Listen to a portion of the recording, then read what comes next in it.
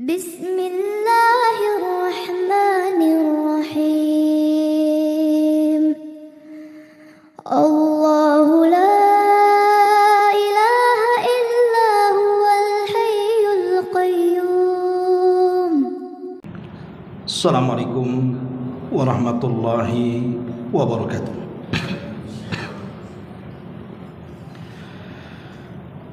Bihamdillahi wassalatu wassalamu ala rasulillah wa ala alihi wa sahbihi wa mawalah wa la hawla wa la quwata illa billahi wa ba'du. Alhamdulillah, segala puja dan puji hanya milik Allah subhanahu wa ta'ala.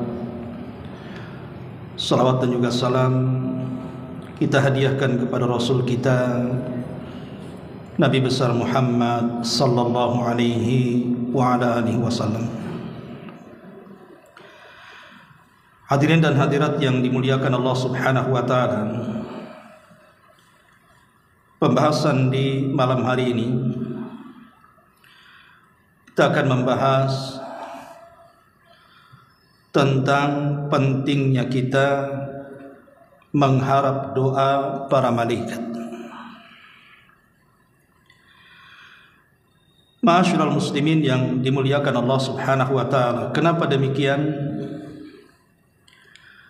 Karena doa para malaikat kepada kita itu pasti mustajab. Sebagaimana dinyatakan banyak para ulama, diantaranya perkataan Abul Hasan Al-Mubarakfuri di dalam kitabnya Umdatul Qari. Beliau mengatakan doaul malaikati mustajabun. Doanya para malaikat dipastikan akan dikabulkan Allah subhanahu wa ta'ala. Dan perkataan yang sama dikatakan al-Imam Ibnu Battal rahimahullahu ta'ala dalam syarah Sahih Bukhari, mengatakan wa ma'lumun anna du'a al-malaikati mujabun. Dan sesuatu yang diketahui bahwa doa para malaikat itu pasti diijabah. Kemudian juga hal yang sama dikatakan Al-Hafidh Ibnu Hajar Al-Asqalani dalam kitabnya Fathul Bari, ketika memberikan catatan kepada hadis Nabi sallallahu alaihi wasallam, idza da'a ar-rajulu imra'atahu ila firashihi fa'abat fabata ghadban 'alaiha la'anathal malaikatu hatta tusbiha. Apabila seorang suami memanggil istrinya untuk berhubungan dan si istri enggan untuk melakukannya, kemudian suami tidur dalam kondisi marah, maka para malaikat akan melaknat sampai subuh. Kata Al-Hafidh Ibnu Hajar mengambil perkataan Ibnu Abi Hamzah dalam kitabnya Fathul Bari, mengatakan fihi dalilun ala qabulid du'ail malaikati min khairin aw syarrin liqaunihi sallallahu alaihi wasallam khawwafa bidzalik. Dalam hadis ini ada dalil tentang doa-doa para malaikat itu akan dikabulkan, baik doanya baik atau doanya tidak baik. Karena Nabi sallallahu alaihi wasallam menakut-nakuti dengan perkara itu kepada para wanita yang enggan untuk melayani suaminya, ditakut-takuti dengan doa para malaikat yang merupakan laknat, menunjukkan bahwa doa para malaikat itu mustajabah, akan dikabulkan Allah subhanahu wa ta'ala. Ma'asyiral muslimin yang dimuliakan Allah subhanahu wa ta'ala, dari sinilah pembahasan kita akan mulai. Karena betapa mustajabnya doa para malaikat, maka sudah selayaknya bagi kita kaum muslimin mengharap doa-doa mereka. Lalu amal apa saja yang bisa mendatangkan doa para malaikat kepada kita? Sebelum itu kita jelaskan hubungan para malaikat dengan kita manusia itu sudah terjadi sejak zaman Nabi Adam alaihi salatu wassalam diciptakan. Ketika Allah Subhanahu wa taala hendak menciptakan Adam alaihi salatu wassalam, para malaikat mengatakan kepada Allah Subhanahu wa taala, ataj'alu fiha man yufsidu fiha wa yasfikud dima. Ya Rabb, apakah engkau akan menjadikan makhluk berupa manusia ini adalah makhluk yang akan merusak di bumi dan akan menumpahkan darah? Maka Allah Subhanahu wa taala katakan, inni a'lamu ma la ta'lamu. Aku lebih paham tentang ciptaanku dari kalian. Sejak itulah hubung kait para malaikat dengan manusia berjalan. Terlebih ketika Allah Subhanahu wa taala memasukkan ruh ke dalam Adam, Allah Subhanahu wa taala merintahkan para malaikat untuk sujud.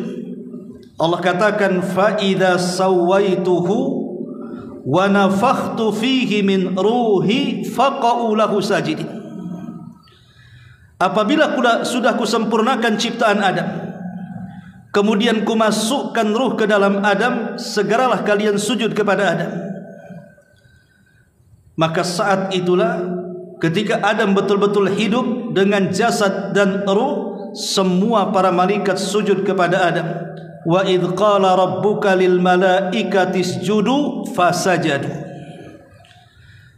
Ketika Allah Subhanahu wa taala berfirman, dan ingatlah ketika Rabbmu berfirman, sujudlah kalian kepada Adam, maka semua para malaikat sujud kepada Adam alaihi salatu wassalam. Lah sejak itu sampai hari ini, bahkan sampai kiamat dibangkitkan, hubungan para malaikat dengan manusia akan senantiasa terjalin. Mulai daripada alam ruh, di mana para malaikat mengambil salah satu ruh dari alam ruh, kemudian dimasukkan ke dalam janin manusia, dan menjadilah janin itu hidup. Kemudian mereka merawatnya sampai kemudian janin itu menjadi bayi dan terlahir ke dunia. Setelah terlahir ke dunia, maka para malaikat terus kemudian mengawasi Bani Adam, menjaganya, mencatat amalannya, dan juga memperlakukan mereka dengan baik sesuai dengan perintah Allah Subhanahu wa taala, sampai ketika ajal menjemput. Yang mencabut ruh juga para malaikat, yang membawakan kain kafan dari sorga juga para malaikat, yang membawakan minyak wangi dari sorga juga malaikat, yang membawa ruh dalam kapan ke langit berjumpa dengan Allah juga para malaikat, kalau ruhnya orang-orang yang beriman. Kemudian saat masuk ke alam barzakh, ada dua malaikat yang menanyakan soal siapa Tuhanmu, siapa nabimu, dan apa agamamu. Itulah Munkar dan Nakir. Para malaikat juga berhubungan dengan manusia dalam kubur. Kemudian setelah manusia berada dalam kubur, kemudian kiamat dibangkitkan.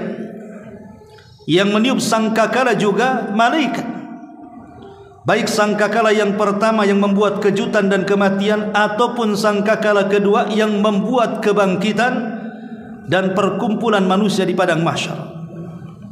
Sampai kepada manusia berada di padang mahsyar, mereka pun dipagerin para malaikat yang bersap-sap di hadapan Allah Subhanahu wa taala, sampai akhirnya ada di antara mereka yang masuk ke dalam sorga dan neraka. Dan di dalam sorga juga penuh dengan para malaikat. Bahkan ketika orang-orang yang masuk sorga, malaikatlah yang pertama memberikan salam, salamun alaikum bima sabartum, keselamatan bagi kalian karena kesabaran kalian di dunia. Dari uraian ini kita tahu bahwa para malaikat tidak mungkin lepas dari kita, dan kita sangat yakin keberadaan mereka. Karena keberadaan para malaikat bisa kita rasakan. Walaupun mereka makhluk yang tidak bisa dilihat kita, tetapi keberadaan mereka bisa kita rasakan. Dengan cara apa? Dengan cara gerakan-gerakan badan kita ketika hendak melaksanakan kepada ketaatan. Saat kaki-kaki Anda datang ke Masjid Muhajirin, dorongan siapa kalau bukan para malaikat? Saat orang-orang membawa harta untuk bersedekah, dorongan siapa? Sehingga mereka rela melepaskan harta mereka untuk disedekahkan. Saat lisan-lisan mereka berzikir, membaca Quran, kenapa lisan itu bergerak? Itu semua adalah dorongan para malaikat. Setiap kebaikan ada para malaikat yang mendorongnya. Artinya kita bisa merasakan keberadaan mereka. Ma'asyiral muslimin yang dimuliakan Allah Subhanahu wa taala. Lalu amalan apa saja yang menjadikan malaikat cinta dengan kita? Dari perasaan cinta itulah akhirnya mereka mendoakan rahmat dengan kita, mendoakan ampun kepada kita, dan mendoakan kebaikan kepada kita. Ma'asyiral muslimin wal muslimat rahimakumullah. Doa para malaikat itu ada dua macam. Ada doa yang isinya kebaikan, baik berupa rahmat ataupun ampunan. Tapi ada juga doa para malaikat yang isinya penuh dengan laknat dan keburukan. Lah dua-duanya mustajab. Baik para malaikat mendoakan dengan doa kebaikan kepada kita mustajab, baik para malaikat mendoakan dengan laknat kepada kita, dua-duanya mustajab. Karena malaikat adalah makhluk yang taat dengan Allah. Sebagaimana Allah Subhanahu wa taala mengatakan, wa yaf'aluna ma tu'marun. Mereka melakukan apapun yang diperintahkan Allah Subhanahu wa taala, sehingga malaikat dari mulai diciptakan sampai diwafatkan, mereka senantiasa beribadah kepada Allah Subhanahu wa taala. Baik, untuk menyingkat waktu, siapakah manusia-manusia akan mendapatkan doa kebaikan? Pertama, ta'limun nasil khaira. Orang yang mengajarkan manusia kepada kebaikan.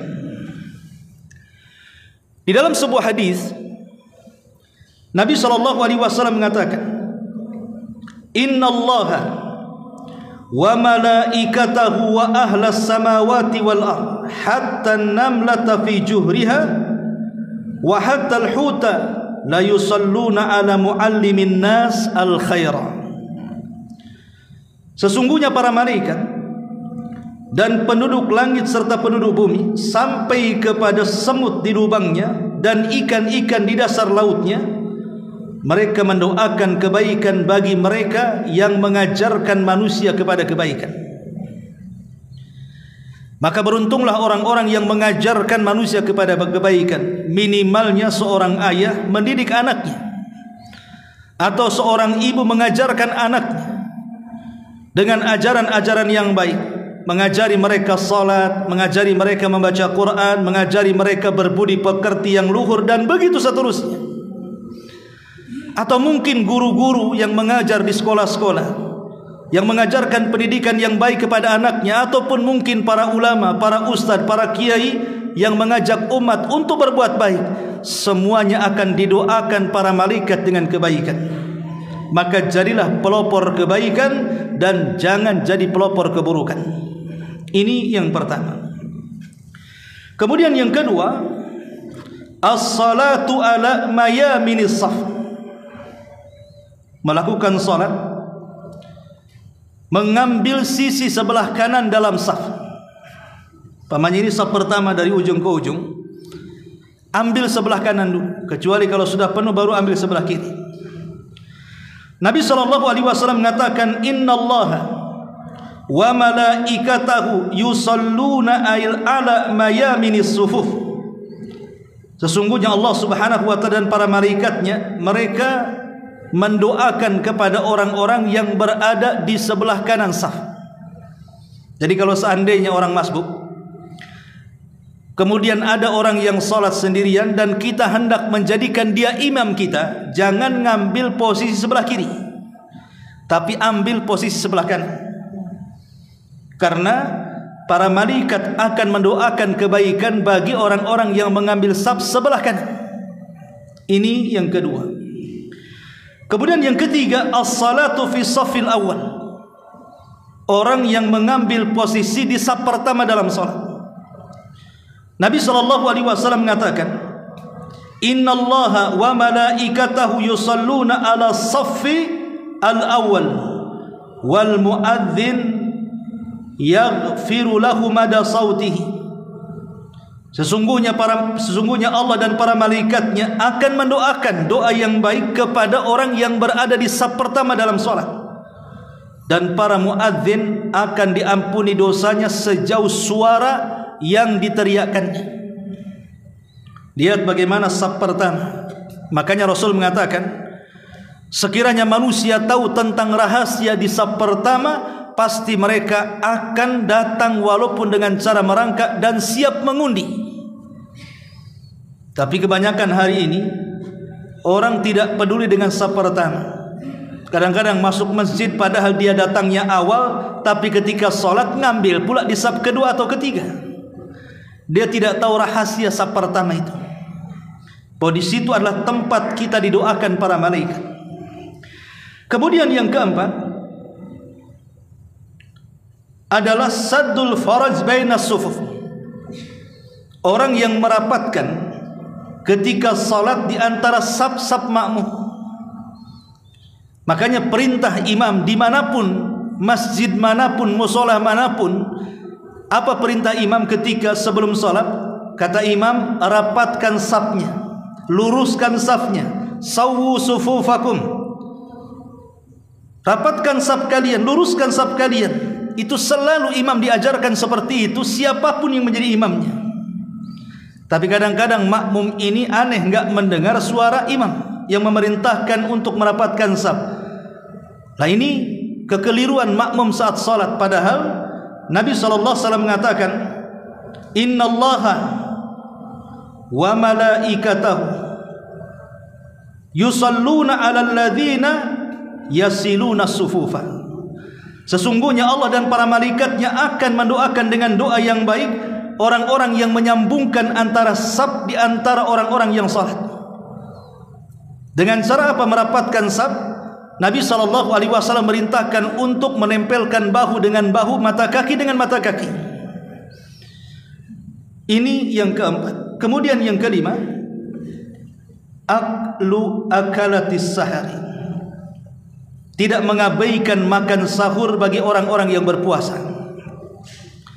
Entah puasa yang bentuknya harian seperti Daud, entah puasa yang bentuknya pekanan seperti Senin Kamis, entah puasa yang bentuknya bulanan seperti Ayyamul Bid, atau mungkin yang bentuknya tahunan seperti puasa Arafah, ataupun mungkin puasa di bulan Muharram, dan begitu seterusnya. Rasul mengatakan, Innallaha wa malaikatahu yusalluna 'alal mutasahhirin.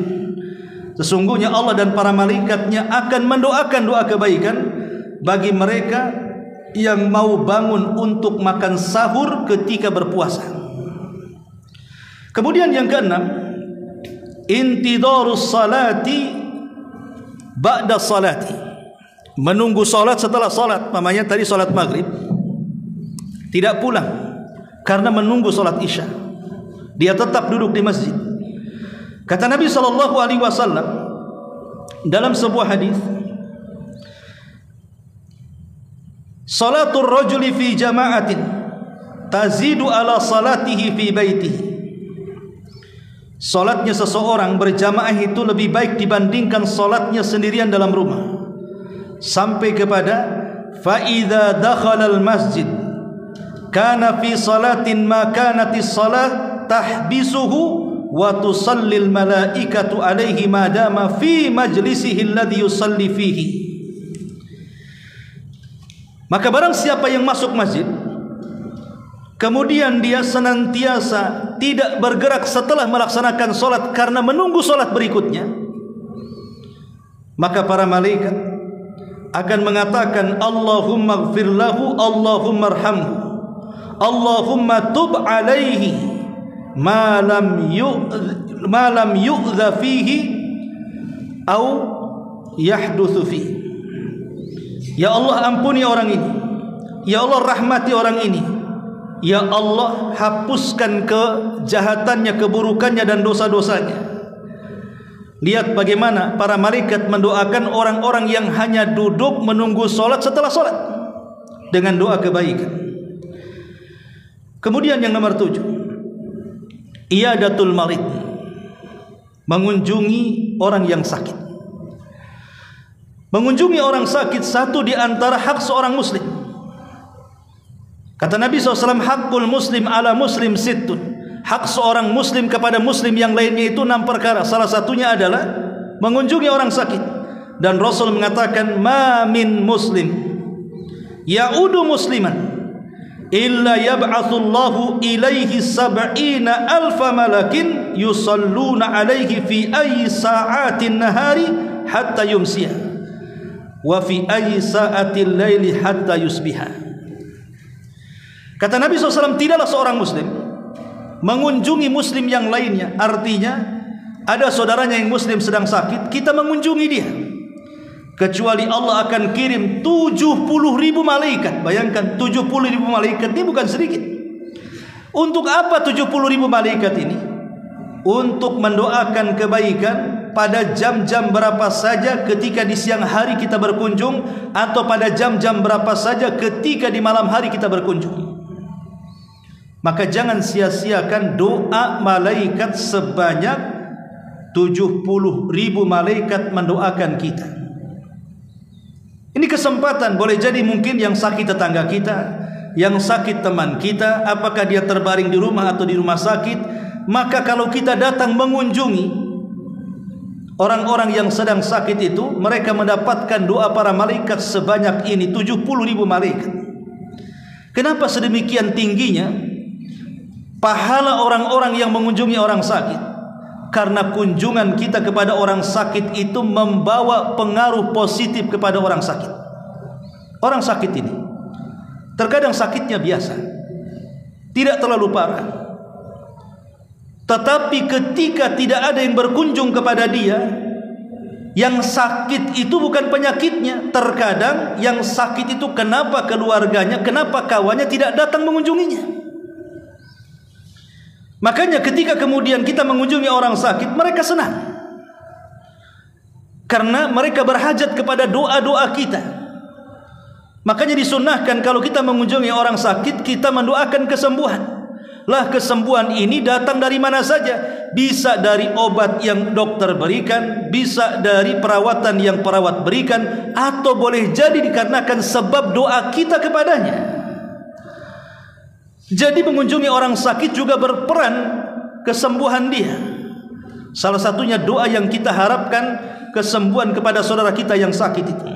Makanya ini juga kenapa orang-orang yang mengunjungi orang sakit itu mendapatkan banyak doa para malaikat. Kemudian yang nomor 8, alladzina yusalluna 'alan nabi sallallahu alaihi wasallam, orang-orang yang senantiasa bersalawat kepada Nabi sallallahu alaihi wasallam. Nabi mengatakan, ma min 'abdin yusalli alayya illa sallat alaihi al-malaikah ma dama yusalli alayya falyakulil 'abdu min dhalik falyakil abdu min dhalik au liyukthir. Kata Nabi SAW, tidaklah seorang hamba bersalawat kepadaku, kata Nabi, kecuali para malaikat akan mendoakan dia kebaikan kepadanya selama dia terus lisannya bersalawat. Maka silahkan sedikit salawat atau banyak salawat. Tentu kita memilih yang banyak salawat, karena makin banyak salawat kita kepada Nabi SAW, maka makin banyak para malaikat yang mendoakan kebaikan kepada kita. Kemudian yang nomor 9, an-naumu tahiran, tidur dalam kondisi suci, baik suci dari hadas besar atau suci dari hadas kecil. Nabi SAW mengatakan, man bata tahiran bata fi syi'arihi malakun la yastayqidu sa'ah minal laili illa qala al malaku Allahumma ighfir li abdika fulanan fa innahu bata tahiran. Barang siapa yang tidur dalam posisi dia suci, kalau dia junub dia mandi, kalau dia berhadas kecil dia berwudu, kemudian tidur, maka Allah akan kirim para malaikat untuk berdiri di samping kanan dan kirinya. Setiap dia terjaga ataupun bergerak ke samping kiri atau ke kanan, maka para malaikat di samping kiri ke kanan itu akan mengatakan dan berdoa, ya Allah ampuni hambamu ini, ya Allah ampuni hambamu ini karena dia tidur dalam posisi suci. Jadi jangan remehkan berwudu sebelum tidur, karena tidurnya seorang yang beriman ini berpahala. Tidurnya orang yang beriman kalau tahu ilmunya adalah berpahala. Padahal dia tidur, dia tidak ngapa-ngapain. Orang tidur mau ngapain? Baca Quran tak bisa, zikir tak bisa, solat tak bisa, sedekah tak bisa. Orang tidur tidak sadar. Tapi bagi seorang mukmin tidur itu sebuah ibadah. Salah satunya tidur dalam posisi dia tahirah, bersih dari hadas kecil atau besar. Maka selamat tidur dijaga para malaikat dan didoakan kebaikan. Sekiranya Allah takdirkan dia meninggal dunia, maka dia meninggal dunia di atas doa kebaikan para malaikat, husnul khatimah. Ini yang ke-9. Kemudian yang ke-10, mereka orang-orang yang mudah untuk bertobat. Setiap dia melakukan kesalahan, dia langsung bertobat. Kullu bani Adam khatta'un wa khairul khatta'ina tawwabun. Setiap anak Adam itu pasti melakukan kesalahan, tetapi sebaik-baik orang yang melakukan kesalahan itu bertobat. Allah Subhanahu wa taala berfirman dalam surah Ghafir ayat 7 sampai 9. Alladzina yahmiluna al-arsy wa man hawlahu yusabbihuna bihamdi rabbihim wa yu'minuna bihi wa yastaghfiruna lilladzina amanu rabbana wasi'ta kulla syai'in rahmah wa ilman faghfir lilladzina tabu.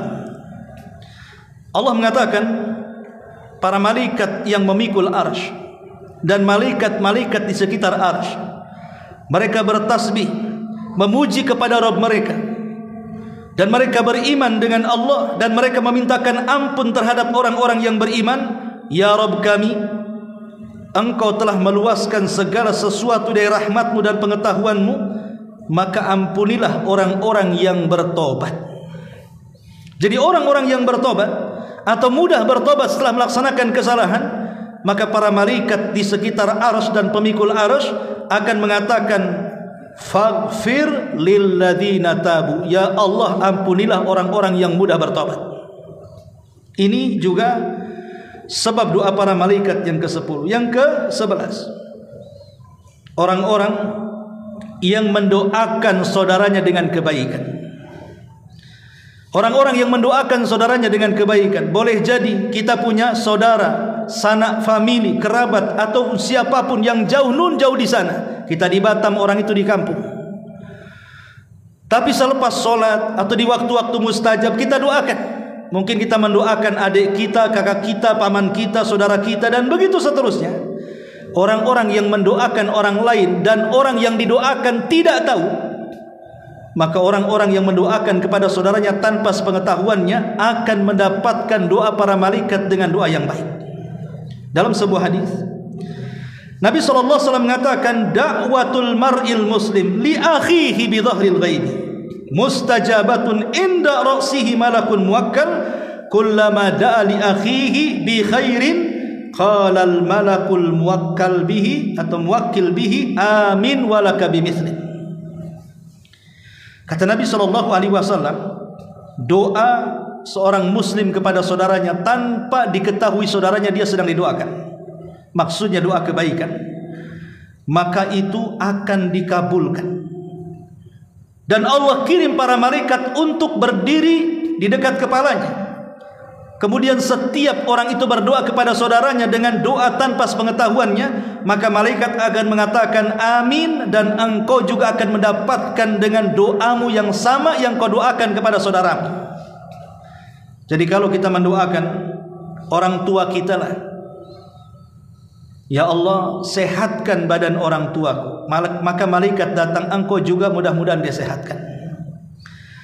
Kalau pamannya kita mendoakan anak orang lain, ya Allah kasihan orang tua itu, anaknya nakal sekali, sadarkan anaknya, buatlah dia birrul walidain kepada orang tuanya, maka malaikat mengatakan amin, dan anakmu juga demikian. Jadi mendoakan saudara kita dengan kebaikan tidak ada ruginya. Karena hakikatnya kita mendoakan kepada saudara kita itu sama dengan mendoakan diri sendiri dengan kebaikan. Nah, ini juga orang-orang yang didoakan para malaikat yang ke-11. Yang ke-12, orang yang salat fajar dan orang yang salat asar dan tidak pernah lepas dari jamaah. Artinya salat subuh berjamaah dan salat asar berjamaah. Nabi SAW mengatakan, yajtami'ul malaikatul laili wa malaikatun nahar fi salatil fajri wa salatil asri. Malaikat akan berkumpul, malaikat malam dan siang, kemudian mendoakan orang-orang yang melaksanakan salat subuh dan salat asar berjamaah. Fayajtami'una fi salatil fajri, mereka akan berkumpul di salat fajar. Wa yajtami'una fi salatil asri, dan mereka pun akan berkumpul di salat asar.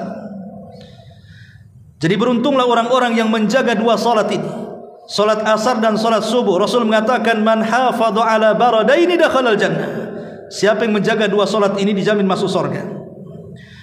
Kemudian juga orang-orang yang didoakan baik para malaikat adalah orang-orang yang setiap pagi dia bersedekah. Setiap pagi dia bersedekah. Karena Nabi SAW mengatakan, setiap hari Allah akan mengutus para malaikat kemudian berdoa. Apa doanya? Ya Allah, tambahkanlah harta orang-orang yang bersedekah di pagi hari ini. Tambahkanlah harta orang-orang yang bersedekah di pagi hari ini.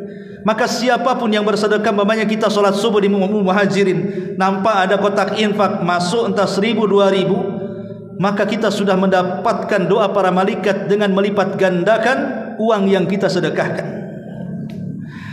Kemudian yang nomor 14, di antara doa para malaikat yang baik adalah ketika kita mendengar suara ayam berkokok menjelang dini hari.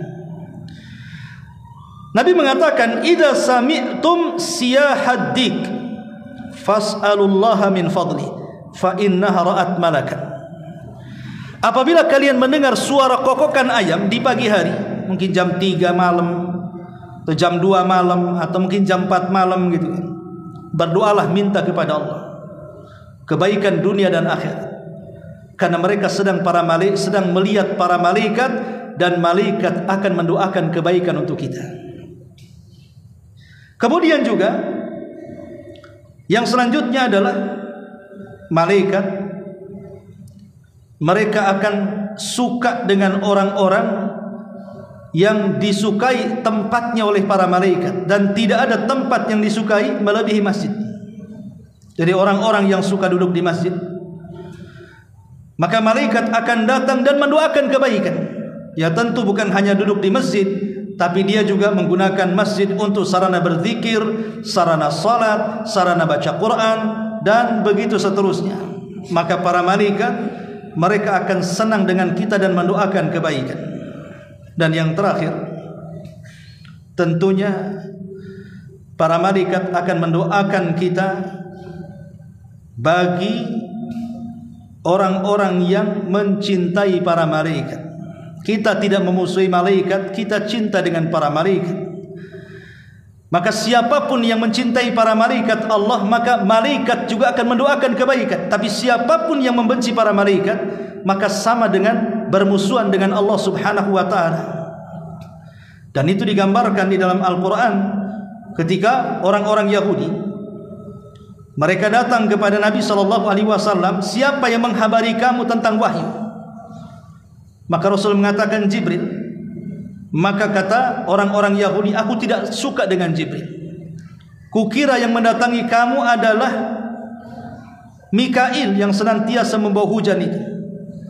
Maka kemudian Allah Subhanahu wa ta'ala turunkan kepada Nabi SAW, mengancam siapapun yang membenci Jibril, Mikail, Israfil, dan malaikat-malaikat yang lainnya, maka mereka adalah musuh Allah Subhanahu wa ta'ala. Ma'asyiral muslimin yang dimuliakan Allah, dan banyak lagi. Ini salah satu bentuk contoh doa kebaikan para malaikat kepada kita. Tapi jangan salah, tadi saya sudah katakan di awal, Tidak semua malaikat itu mendoakan kebaikan kepada kita. Ada juga para malaikat itu yang diutus oleh Allah Subhanahu wa taala untuk mendoakan keburukan kepada kita. Dan kalau sampai malaikat mendoakan keburukan kepada kita, maka doa para malaikat saya katakan di awal mustajab. Kalau dia sudah mendoakan keburukan kepada kita, yakinlah bahwa doa-doa para malaikat itu akan mustajab. Lalu seperti apa doa para malaikat keburukan, dan siapa orang-orang yang didoakan para malaikat dengan keburukan itu? Yang pertama, orang-orang yang didoakan keburukan oleh para malaikat, mereka adalah orang-orang yang senantiasa menyembunyikan ilmu dan tidak mau menyebarkannya. Dia sudah tahu yang hak tapi disembunyikannya. Dia sudah tahu kebenaran tapi tidak mau disampaikannya dengan berbagai macam alasan. Maka orang-orang yang menyembunyikan kebenaran dan tidak mau mengungkapkan dan mengajak manusia kepada kebenaran, maka mereka adalah orang-orang yang didoakan buruk para malaikat. Allah mengatakan dalam Al-Baqarah 159, innal ladzina yaktumuna ma anzalna minal bayyinati wal huda min ba'di ma bayyanahu lin-nasi fil kitab ulaika yal'anuhumullahu wa yal'anuhumul la'in.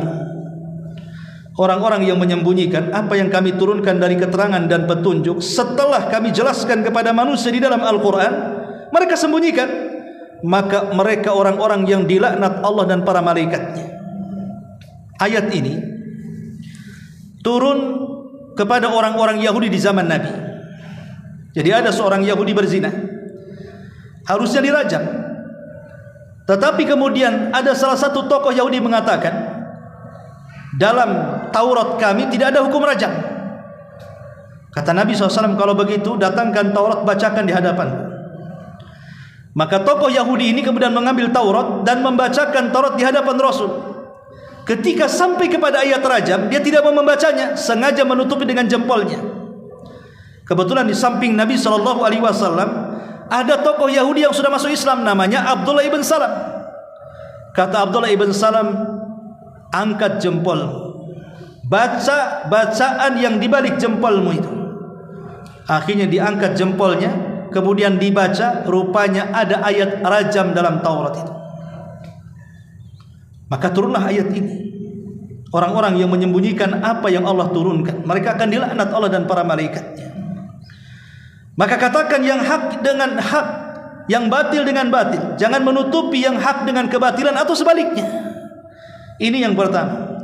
Kemudian yang kedua, mereka adalah orang-orang yang suka mencaci maki para sahabat, melaknat para sahabat, seperti orang-orang Syiah. Mereka mengatakan bahwa sepeninggal Nabi SAW tidak kurang dari 10 yang selamat, lainnya murtad. Bahkan mereka mengatakan Abu Bakar itu kafir, Umar itu kafir, dan melaknat keduanya saat berdoa kepada Allah Subhanahu wa taala, mengatakan Allahumma la'an li sanamai Quraisy. Ya Allah, laknatlah kepada dua berhala Quraisy ini. Maksudnya Abu Bakar dan Umar, orang yang mencela para sahabat. Maka Nabi SAW mengatakan, barang siapa yang mencela sahabatku, man sabba ashabi fa alaihi laknatullah wal malaikatu wan nasu ajmain. Siapa yang mencaci maki para sahabat, dia berhak mendapatkan laknat Allah, laknat para malaikat, dan laknat manusia semuanya. Ini yang kedua. Yang ketiga, orang-orang yang akan dilaknat para malaikat adalah man awa muhditha, orang yang melindungi orang jahat. Dan ini juga nasihat kepada mereka yang berprofesi sebagai lawyer, sebagai pengacara. Terkadang pengacara ini tahu dia sebagai lawyer bagi kliennya, dan dia tahu kliennya ini orang jahat.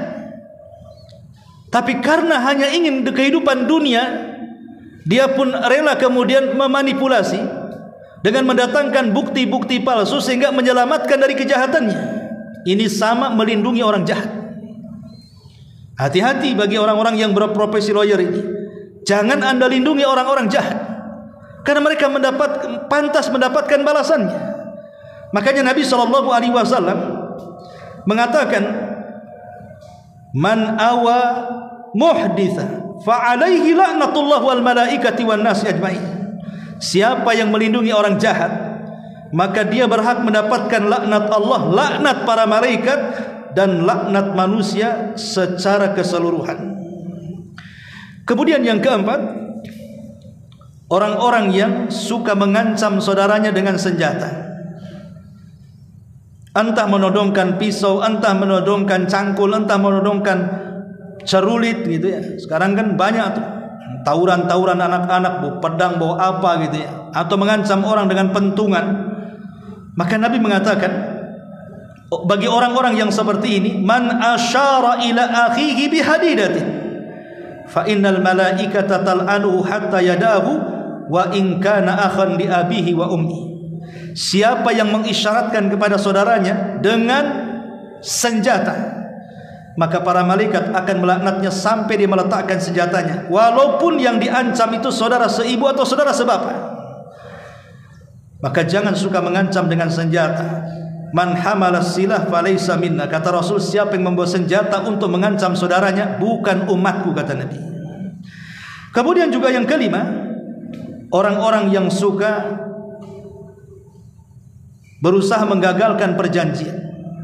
Seseorang sudah berjanji, entah dalam jual beli, dalam sewa menyewa, entah dalam akad apapun, dalam muamalah manusia, sudah terikat perjanjian, kemudian kita batalkan secara sepihak.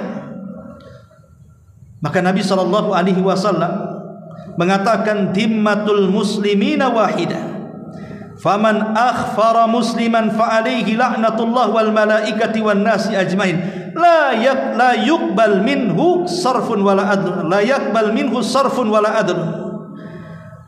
Ingat bahwa tanggungan kaum muslimin itu satu kesatuan, tidak boleh dibatalkan sembarangan, kecuali karena mungkin membatalkan dua belah pihak ingin membatalkan perjanjian.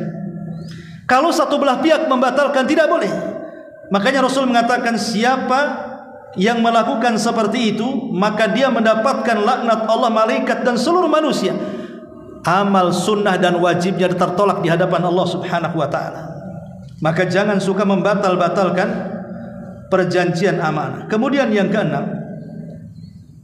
orang-orang yang menasabkan diri kepada yang bukan keturunannya.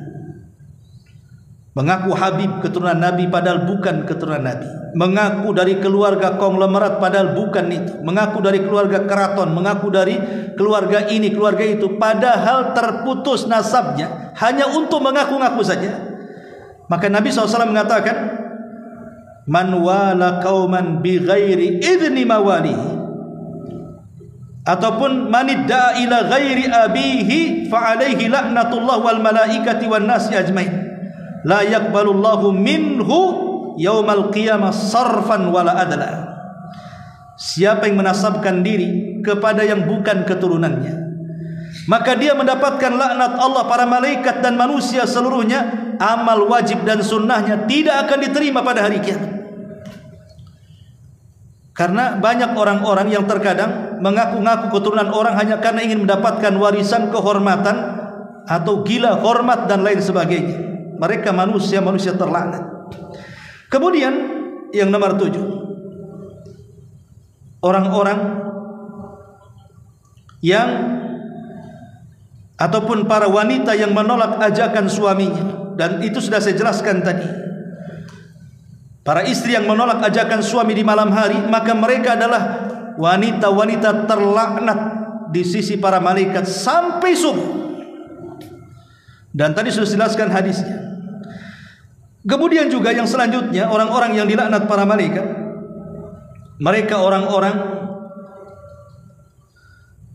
yang berkhianat kepada pasangannya. Berkhianat macam-macam, entah suami yang berkhianat atau istri yang berkhianat. Maka ulama mengatakan mereka juga masuk kepada orang-orang yang dilaknat oleh para malaikat. Termasuk juga orang-orang yang berusaha menghalang-halangi orang untuk melakukan syariat Allah Subhanahu wa ta'ala. Menghalang-halangi pengajian, membubarkan pengajian, menghalang-halangi untuk berbuat baik kepada manusia, maka mereka adalah orang-orang yang dilaknat Allah, para malaikat dan manusia semuanya. Dan banyak lagi. Intinya bahwa dari dua perkara ini, baik yang didoakan baik para malaikat atau yang didoakan buruk para malaikat, dua-duanya mustajab di hadapan Allah. Maka seorang muslim harus cerdas. Jangan mendatangkan perkara yang dilaknat para malaikat, tapi ambillah amalan-amalan yang menjadikan doa para malaikat kepada kita. Wallahu a'lam bishawab. Saya kira ini nasihat yang singkat, mudah-mudahan ada manfaatnya. Subhanakallahumma bihamdika asyhadu an la ilaha illa anta astaghfiruka wa atubu ilaik. Allahu taala alam. Assalamualaikum warahmatullahi wabarakatuh.